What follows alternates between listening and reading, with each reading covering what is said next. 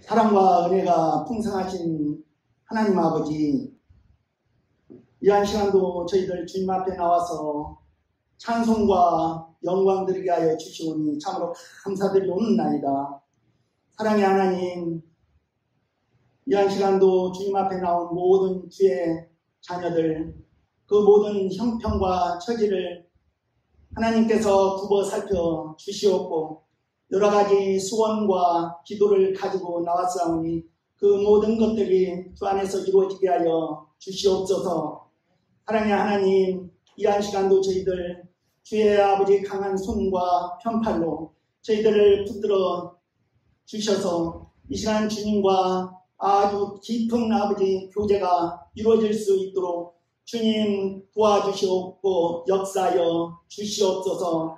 사랑의 하나님, 저희가 저 마른 땅과 같이 되지 아니하고 저희 심령이 아버지 날마다 물된 동산처럼 저 시냇가에 심은 푸르른 나무처럼 날마다 성령 충만케 하여 주시옵고 은혜가 넘치는 삶을 살아갈 수 있도록 주님 도와주시옵고 함께하여 주시옵소서. 사랑의 하나님 아버지, 이 무더위에 저희들 지치지 않게 하여 주시옵고 피곤치 않도록 늘 주의 손으로 저희들을 이끌어 주셨고, 사랑의 하나님, 저희가 아버지 또 여러 가지 경제적 어려움과 코로나로 인하여 하나님 참으로 힘든 여정을 살아가고 있습니다. 그러한 가운데서도 하나님 늘 저희들을 아버지 홀로 두지 마시고 저희들을 붙잡아 주셔서 늘 이 믿음으로 승리해 나가는 저희들 되게 하여 주시옵소서. 사랑의 하나님, 이 시간에도 주의 말씀이 우리의 심령을 찔러 쪼개게 하여 주셨고 더욱더 깨지고 부서져서 하나님의 아름다운 심성을 아버지 닮아갈 수 있게 하여 주셨고 날마다 예수 그리스도의 의와 진리와 거룩함으로 지으심받은 저희들 되게 하여 주시옵소서.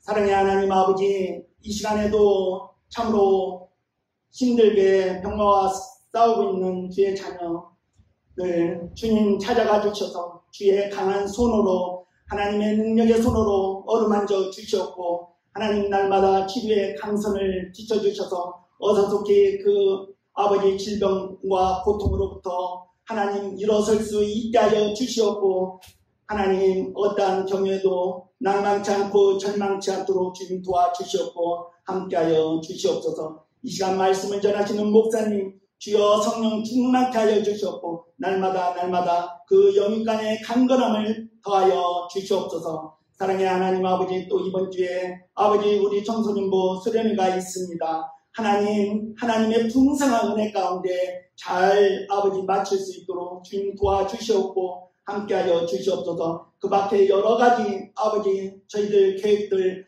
하나님 주 안에서 잘 주의 섭리 가운데 이루어질 수 있도록 주님 도와주시고 함께하여 주시옵소서. 이 시간에도 아버지 여러 가지 처지와 형편으로 이곳에 아버지 참석하지 못한 주의 자녀들 어느 곳에 있든지 주의 눈동자로 주님 지켜주시옵고 그들에게도 풍성한 하나님의 은혜가 넘칠 수 있도록 주님 허락하여 주시옵소서. 이 모든 말씀 예수님의 이름으로 기도드리옵나이다.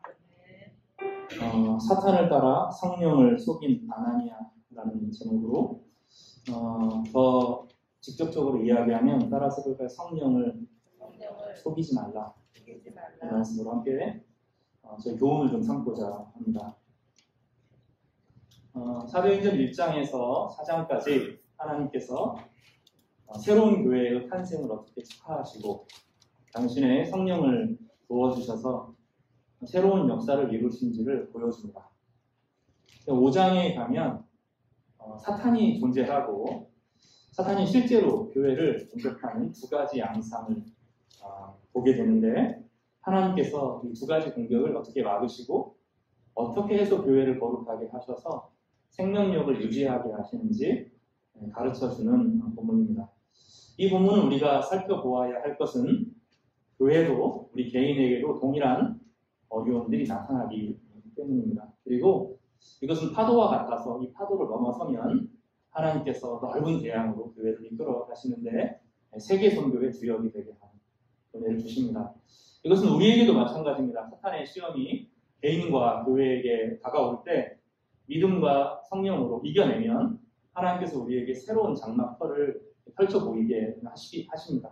오늘 말씀을 통해서 하나님의 지혜와 하나님의 교훈을 함께 배우는 귀한 시간 되기를 주님의 이름으로 축복합니다.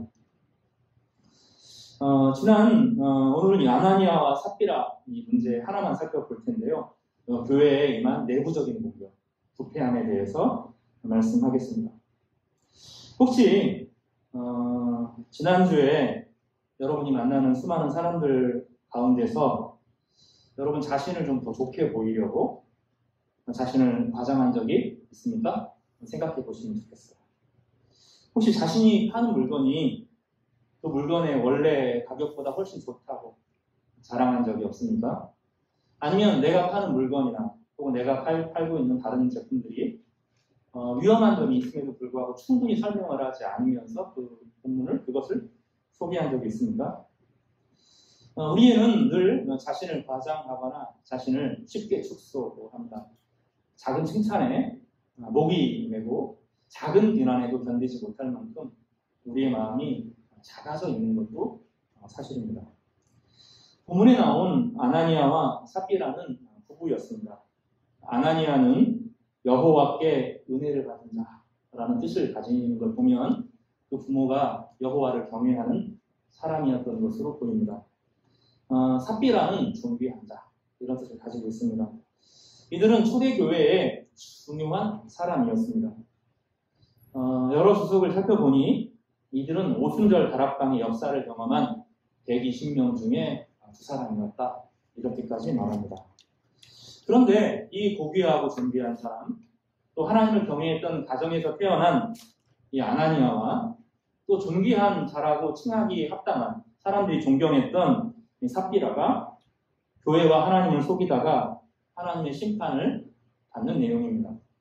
본문은 너무 급박스럽게 심판이 임해서 마치 회개할 기회도 없는 것처럼 보이는 그런 장면을 살펴보면서 우리가 그동안 배워왔던 하나님에 대해서 우리가 그동안 계속 예배를 통해서 설교를 통해서 들었던 그 은혜의 하나님, 자비 하나님 대신 낯선 하나님, 죄에 대해서 무자비하시고 그 내면을 살피셔서 기회도 주지 않고 죽이시는 그 무서운 하나님을 보면서 낯선 하나님을 경험합니다. 이것이 낯설게 느껴지는 이유는 우리의 신앙의 기본을 다시 돌아봐야 할 필요가 있기 때문입니다. 여러분, 미국에 총기 사건이 매주 일어납니다. 그 안에서 중요한 것은 이번에 통과된 법은 미성년자에게는 총기를 팔지 않겠다는 겁니다. 그전에는 미성년자들도 어떤 조건 상황에서 총기를 팔 수 있었습니다. 총이라고 하는 것은, 무기라고 하는 것은 필요할 때, 적절할 때 자훈련된 사람에게는 자기를 보호하는 도구가 되지만 그것을 제대로 활용하지 못하는 사람들에게는 자기와 여러 이웃을 죽이는 무기가 됩니다. 운전도 마찬가지입니다. 종종 그런 얘기를 보시죠. 초등학생이 운전하러 갔다가 큰일을 당했다. 이런 일을 대합니다. 차로는 어디든지 갈 수 있습니다. 안전하게 사용하면 어디든지 갈 수 있습니다. 그러나 제대로 운전의 교육을 충분히 익히지 못하면 사망 선고를 내리게 되는 것입니다. 하나님을 우리가 잘못 배우면 죄 있는 상태에서 하나님은 내가 마음껏 인생을 살아가면서 어려울 때 왜 하나님이 나를 돕지 않느냐고 따지면서 오히려 내가 재판장으로서 하나님을 심판석에, 하나님을 피고인석에 앉히기도 합니다. 세상의 모든 불행은 인간이 하나님의 말씀을 듣지 않아서 생기는 것입니다. 세상의 모든 죄악과 염려와 근심과 불행은 인간이 하나님의 욕망을, 하나님의 말씀대로 하나님이 우리에게 주시는 말씀을 거역하고 내 욕망대로 살았기 때문입니다. 그리고 나서는 왜 하나님이 우리 욕망대로 살도록 내버려 두셨냐고 하나님을 심판하는 것입니다. 그리고 오늘 사도행전 5장을 통해서 무서운 하나님, 진노의 하나님, 위선을 절대로 간과하지 않는 하나님, 성령을 통해서 계속 경고하시지만 그 말씀을 무시하는 사람들에게 하나님께서 어떻게 혹독하게 심판을 하시고 하나님의 교회를 거룩하게 하시는지 살펴보면서 우리 신앙의 근원을 다시 한번 살펴보고자 합니다. 사상에서 같이 신앙생활을 했던 신앙의 동료 한 사람, 바나바가 자신의 전 재산을 바칩니다. 자신의 재산을 판다는 것은 그 안에 하나님의 강력한 사랑이 임해서 가능했던 일입니다. 성령께서 그 안에 감동의 마음을 부어주셨는데 하나님께 영광을 돌리고 싶었고 가난하고 헐벗고 굶주리고 또 타지인으로서 예루살렘에 와서 복음을 듣는 사람들의 어려움을 살펴보면서 마음이 동하는 것입니다. 저들을 너무 돕고 싶어서 자신의 모든 재산을 그동안 받은 은혜로 충분하다. 이것을 하나님께 내어놓고 교회에게 내놓은 바나바의 위대한 헌신이 있었습니다. 사람들은 바나바를 위로의 아들이라고 불렀습니다. 왜냐하면 야, 그 성품이 좋다 이런 말이 아니고요. 바나바가 드린 헌금 때문에 성도들이 진짜 위안을 얻었기 때문입니다. 빚에 시달리고 한 끼를 먹지도 못했던 그 성도들이 바나바의 헌금을 통해서 빚을 해결하게 되고 참의 소망을 얻게 되었습니다. 위안을 얻었습니다. 그래서 바나바를 향하여서 위로의 아들, 위안의 아들 이렇게 별명을 붙여주기도 했습니다. 그 분위기 안에서 공동체가 야, 저런 헌신을 보면서 나도 성령을 따라서 이웃들을 돌봤으면 좋겠다. 이런 마음들이 확산되었습니다. 아나니아와 삽비라도 마음이 동했던 것 같습니다. 그리고 바나바가 저렇게 존경함을 받는 것을 보면서 자신도 존경받기를 원했습니다. 그리고 사람들이 바나바를 칭찬하는 것처럼 아나니아와 삽비라도 이 칭찬에 목이 말랐고 전 재산을 팔아 하나님께 드리기로 작정을 한다. 그것을 교회에게 말하고 사도들이 다 이제 알게 되었습니다. 그리고 같이 그가 소유했던 재산을 팔게 되었습니다. 그런데 이상한 마음이 든 겁니다. 아까 일부. 그래서 그 일부를 떼어놓고 일부만 하나님께 드리고 교회에 가져옵니다. 3절과 4절을 우리 같이 한번 읽어보겠습니다. 시작. 베드로가 이르되 아나니아야 어찌하여 사탄이 내 마음에 가득하여 내가 성령을 속이고 땅값 얼마를 감추었느냐. 땅이 그대로 있을 때에는 내 땅이 아니며 판 후에도 내 마음대로 할 수가 없느냐. 같이 읽어요. 어찌하여 이 일을 내 마음에 두었느냐. 사람에게 거짓말하는 것이 아니오 하나님께로다. 베드로는 이 사건을 넘어가지 않습니다. 그리고 아나니아를 향하여서 이렇게 말합니다. 세 가지로 말하는데요. 세 가지를 하나씩 살펴보겠습니다. 첫 번째로는 사탄이 그 마음에 가득했다는 것입니다. 여기 보면 세 가지 단어가 나오면 따라서 사탄, 마음, 가득하다. 사탄은 하나님을 대적하는 영적인 존재입니다. 이에 대해서 유다서 1장 6절에서는 자기 지위를 지키지 아니하고 자기 처소를 떠난 천사라고 말합니다. 여러분, 지위는 되게 중요합니다. 목회자는 목회자의 지위가 있고 장로는 장로의 지위가 있습니다. 아버지의 지위가 있고 어머니의 지위가 있습니다. 그 일들은 하나님께서 자신의 영광을 대신해서 그 일들을 감당하라고 맡겨둔 것입니다. 근데 그거를 감당하지 않았습니다. 그리고 자기 지위를 지키지 아니하고 소중하게 여기지 아니하고 자기 처소를 떠난 천사들이 마귀라고 부릅니다. 그리고 타락한 천사들의 우두머리를 사탄이라고 부릅니다. 사탄은 아담과 하와를 유혹하기도 했고 그리고 그 사탄이 지금 아나니아를 노리고 있다는 것입니다. 여기 마음은 지성과 감성과 의지 전체를 일컫는 말입니다. 마음은 영혼하고는 좀 다른데 영혼이 우리 마음 가장 중심에 있다면 영혼을 둘러싸고 있는 것을 마음이라고 부릅니다. 마음은 세 가지로 보통 다루어지는데 지성, 배우는 것이죠. 느끼는 것, 그리고 의지, 합쳐서 이것을 마음이라고 부르고 그 마음의 방향을 말합니다. 마음이라고 하는 것은 고정적이지 않고 무엇인가에 쏠리게 되어 있는데 그 방향과 목적성을 우리는 마음이라고 부릅니다. 가득하다 하는 것은 이것을 완전히 사로잡혔다는 것입니다. 죄의 특징에 대해서 창세기 4장에 대해서 설명을 하는데요. 창세기 4장 7절에 보면 가인이 아벨과 함께 아담의 두 아들이죠. 가인이 아벨과 함께 제사를 드립니다. 그런데 하나님께서 가인의 제사를 받지 않으시고 아벨의 제사만 받으셨습니다. 근데 하나님께서는 가인에게 너 화내지 말라라고 말하면서 네가 선을 행하면 어찌 낯을 들지 못하겠느냐. 온전한 예배를 회복하라고 요청하셨습니다. 만약에 온전한 예배를 회복하지 못하면 선을 행하지 아니하면 죄가 문에 엎드러져 있다 이렇게 표현해요. 오늘 되게 중요한 표현이 따라서 해볼까요? 죄가 문에 엎드려져 있다. 이 표현은 무엇이냐면 이 죄는 이 엎드려져 있다는 표현은 사자를 생각합니다. 여러분 얼룩말이 있어요. 얼룩말이. 바람이 이렇게 붑니다. 그러면 바람의 방향을 따라서 사자가 살살 움직입니다. 그리고 이렇게 자기의 냄새가 얼룩말에게 가지 않도록 가젤에게 가지 않도록 웅크리면서 조심조심 갑니다. 그러다가 타이밍이 되면 탁 뛰어오르죠. 그거를 말합니다. 그러니까 하나님과 관계를 온전하게 바르게 하지 않으면 죄가 덮친다는 거예요. 여기 마음에 가득하다 하는 것은 죄가 덮친 정도가 아니라 그를 완전히 사로잡은 상태를 말합니다. 죄는 인간의 영혼을 파괴합니다.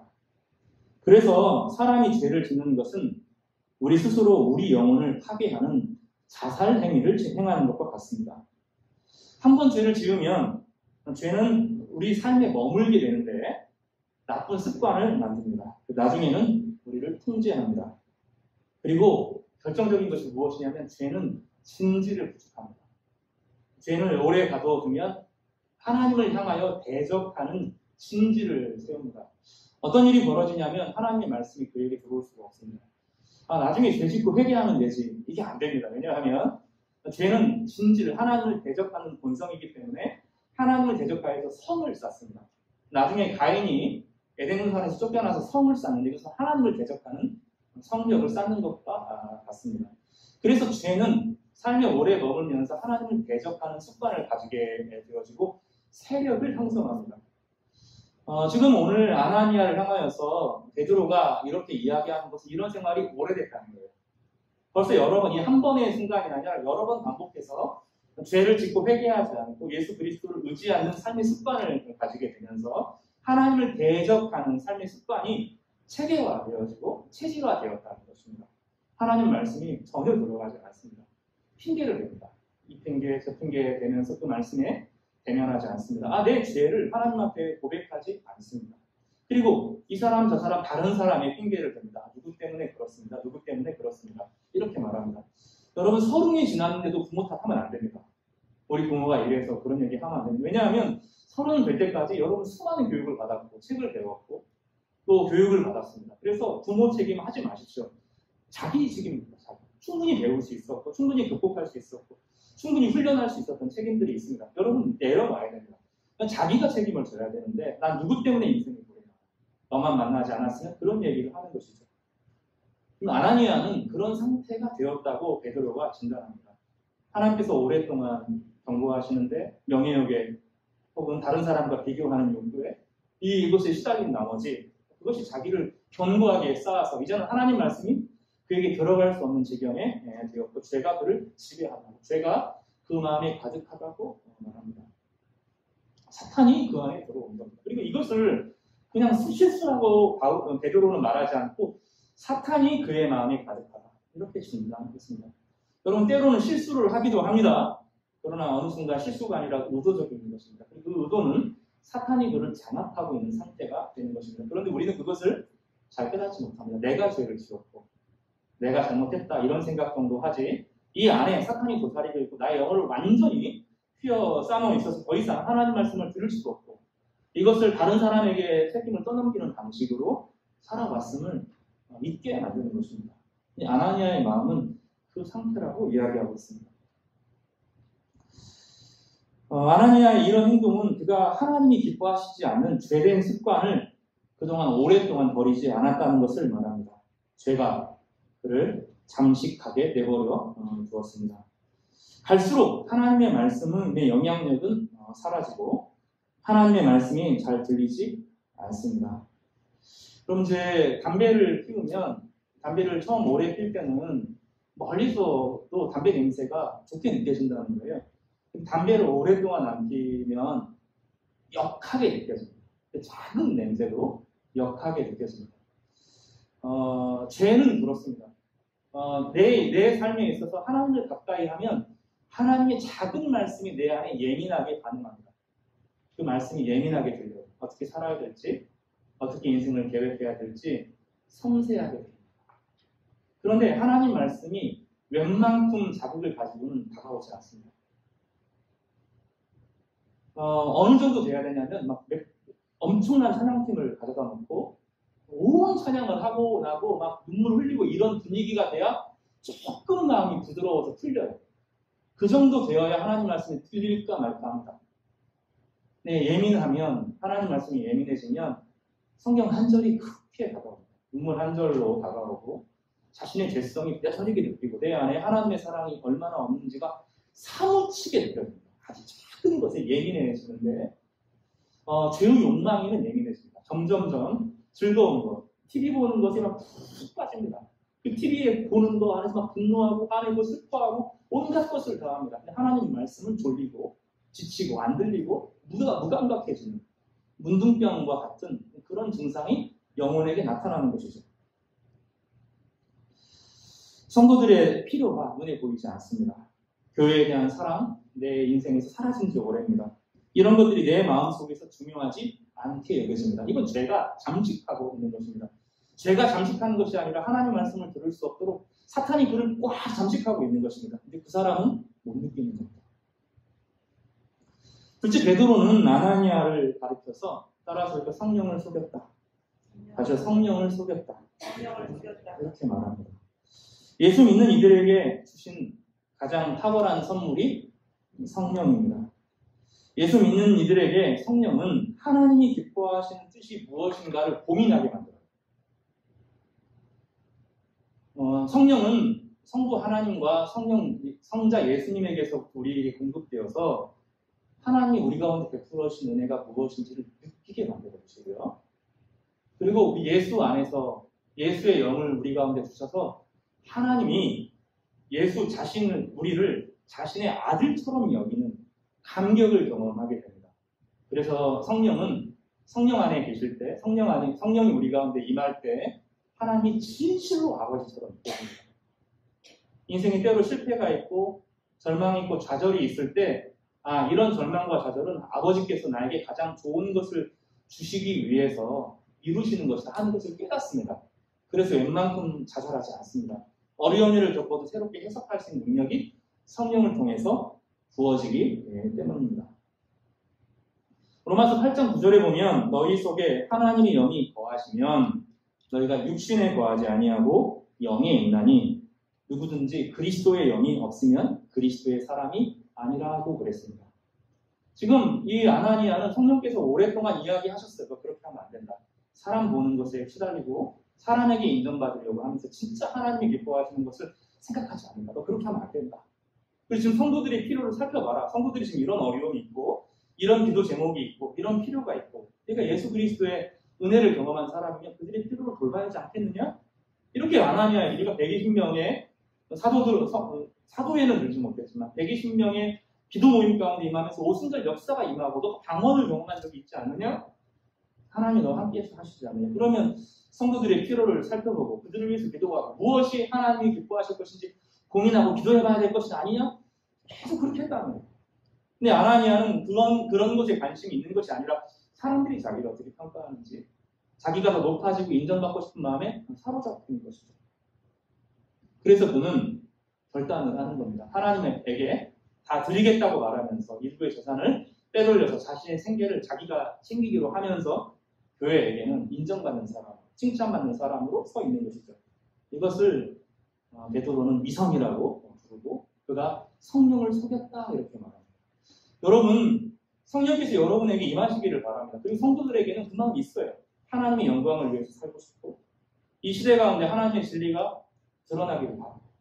내 삶 전체를 통해서 하나님께서 기뻐함을 받기를 원하는 그런 갈망이 있는데 놀라운 것은 주님께서 우리에게 그런 마음을 주실 때 그 말을 거부하는 겁니다. 우리가 그 말을 거부하고 살아요. 그래서 외면합니다. 그러면 어느 순간 성령께서 말을 하지 않습니다. 침묵하십니다. 아무리 소리를 질러도 말씀을 우리 소리를 듣지 않으시면 성령이 침묵하고 맙니다. 어느 때 좀 우리가 깨닫냐면 고통이 심하게 다가올 때 조금 깨닫습니다. 나중에 하나님이 그 사람을 버리면 더 이상 말하지 않습니다. 삶에 어려움도 주시지 않고요. 내버려 두십니다. 이걸 뭐라고 부르냐면 유기라는 거였습니다. 버려두십니다. 내버려 따로 버리는 것이 아니라 더 이상 간섭하지 않는 상황에 처하는 것을 성경에서는 유기라고 부릅니다. 설교를 드릴 때 어떤 계기를 통해서 이것을 느껴지면 돌아가야 됩니다. 이건 아니다. 지금 내 삶이 뭔가 잘못됐다. 인정하고 딱 내려놓고 주님 앞에 기도의 자리로 나아가야 되는데 바빠요. 기도할 시간이 없어요. 잠깐 그 생각이 스쳐 지나가지만 사탄이 틈을 주질 않습니다. 다른 일이 보이고 다른 형편이 보이고 다른 문제가 내 인생에서 가장 시급하게 다가옵니다. 그래서 끊임없이 성령을 속이고 성령이 나에게 하는 음성을 귀 기울이지 않고 돌아서서 하나님과 대적하고 살고 있으면서 나는 하나님의 백성이라고 예전에 예수 그리스도 믿었다고 내가 예전에 성령 체험했다고 자랑하고 자기를 속이는 것입니다. 베드로가 설명을 합니다. 땅 가만히 있을 때 네가 팔지 않았을 때 네 거 아니었냐? 땅을 팔고도 돈이 많아 있으면 네 맘대로 할 수 있었잖아. 다 베드로가 말하는 것이 내가 일부러 하나님께 헌금하라고 다 헌금하라고 한 적이 없다는 거예요. 무슨 얘기인지 아시겠죠? 네가 땅 내버려두면 네 땅이었다는 거예요. 팔았어도 네가 마음대로 할 수 있었다는 거예요. 근데 그거를 가져오면서 일부를 가져오면서 전체를 가져왔습니다. 라고 속일 수 있는 마음이 될 때까지 그동안 성령께서 수없이 이야기했는데 듣지 않았다고 말하는 겁니다. 셋째, 베드로는 뭐라고 말하냐면 4절 후반부에 보면 내 마음에 두었느냐 사람에게 거짓말하는 것이 아니요 하나님께로다 이렇게 말합니다. 그는 하나님 앞에 말한 것이 아니라 사도들에게 교회에게 내가 내 물질을 하나님 앞에 드리겠습니다라고 말했어요. 근데 베드로는 이것을 사람에게 한 것이 아니라 하나님을 모독한 것이고 하나님께 거짓말했다라고 말하고 있는 것입니다. 베드로는 아나니아를 향하여서 교회에게 한 것을 하나님에게 한 것으로 대행해서 이야기합니다.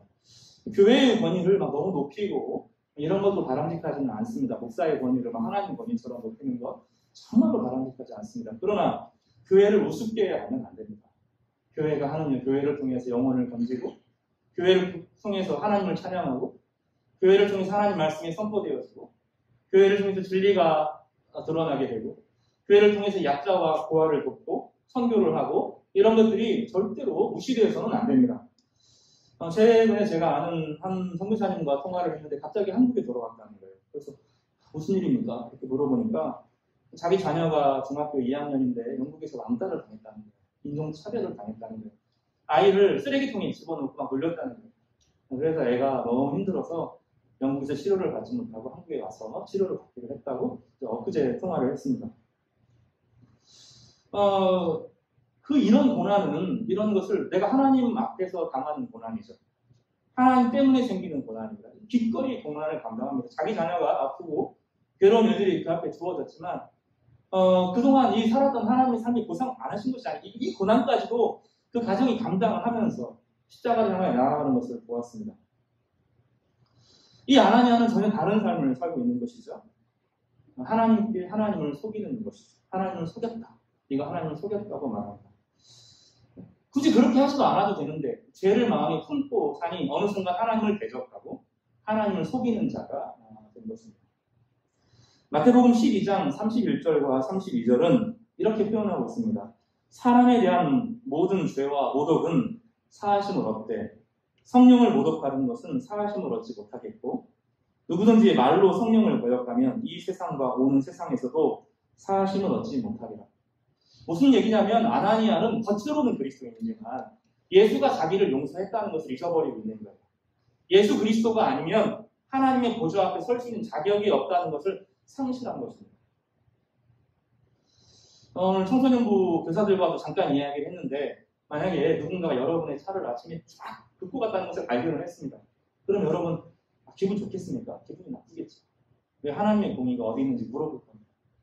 하나님은 분명히 공의롭게 심판하실 것입니다. 하나님은 은혜와 자비를 우리에게 거저주는 게 아닙니다. 사람들이 자꾸 착각을 합니다. 하나님의 죄를 내버려 두시고 간과하시는 것처럼 잊어버리시는 것처럼 하나님 그런 분이 아닙니다. 하나님은 공의로우시고 정의로우십니다. 하나님이 공의롭고 정의롭다고 하는 것이 십자가에 드러납니다. 하나님은 자신의 아들을 죽이셨습니다. 매정한 아버지입니다.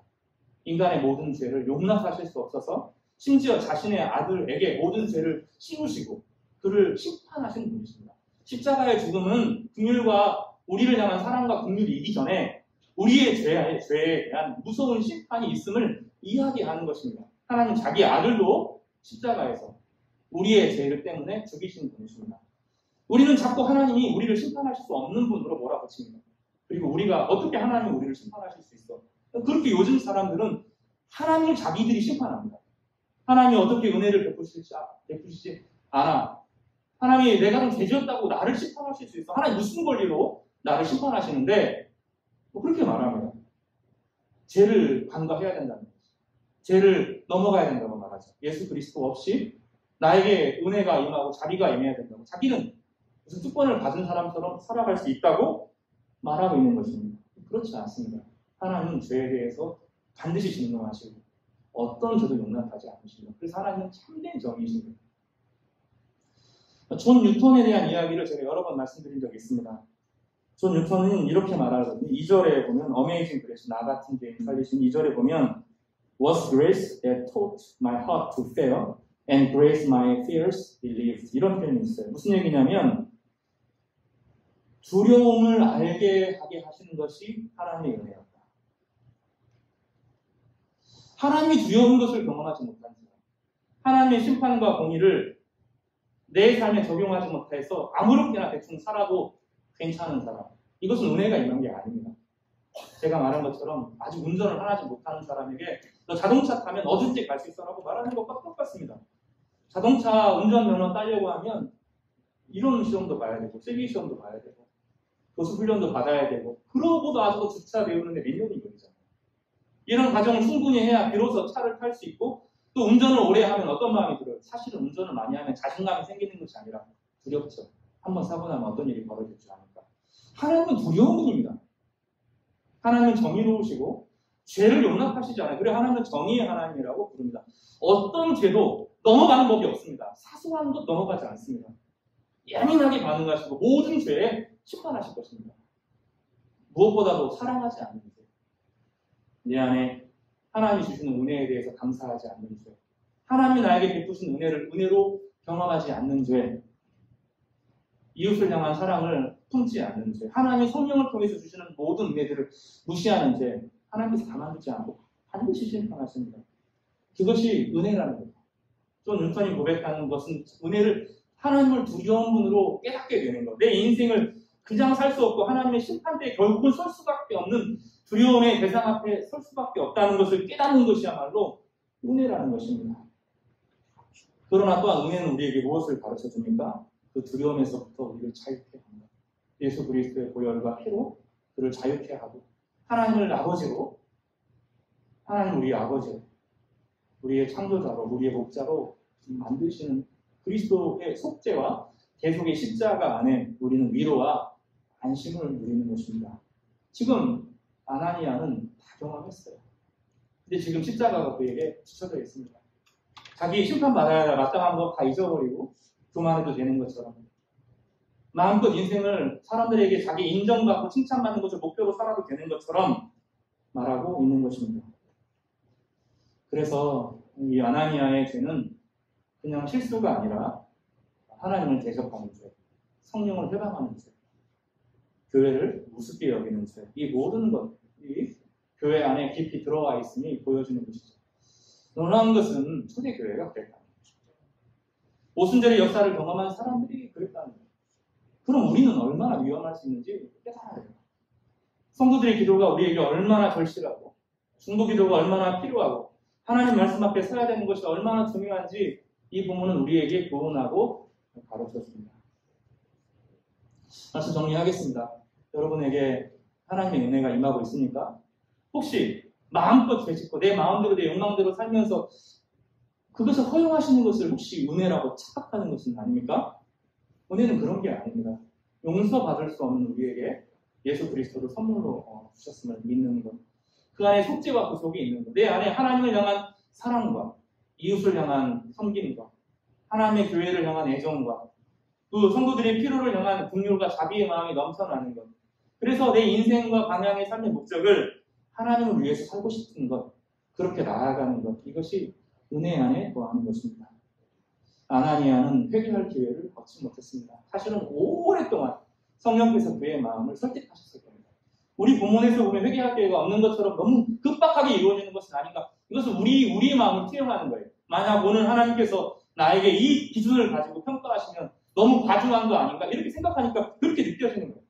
사실은 하나님은 오랫동안 아나니아에게 성령을 통해서 사도들을 통해서 교회를 통해서 말씀하셨고 또는 돌이킬 수 있는 기회가 수도 없이 많았지만 지금 이 자리에도 잠깐으로 보이지만 사실은 이 안에 논쟁이 이루어진 겁니다.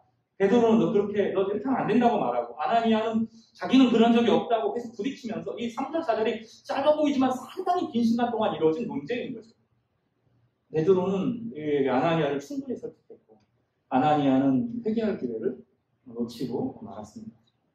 그리고 그는 버려졌고 그는 이 교회에 무서운 심판을 당하는 첫 번째 사람이 되고 맙니다. 본문을 준비하면서 얼마나 무서웠는지 모르겠어요. 제가 혹시 하나님의 공포, 하나님의 정의와 하나님의 자비하심을 너무 강조한 나머지 우리 안에 하나님의 공의를 온전히 선포하지 못한 것은 아닌가. 마음이 크게 불편하더라고요.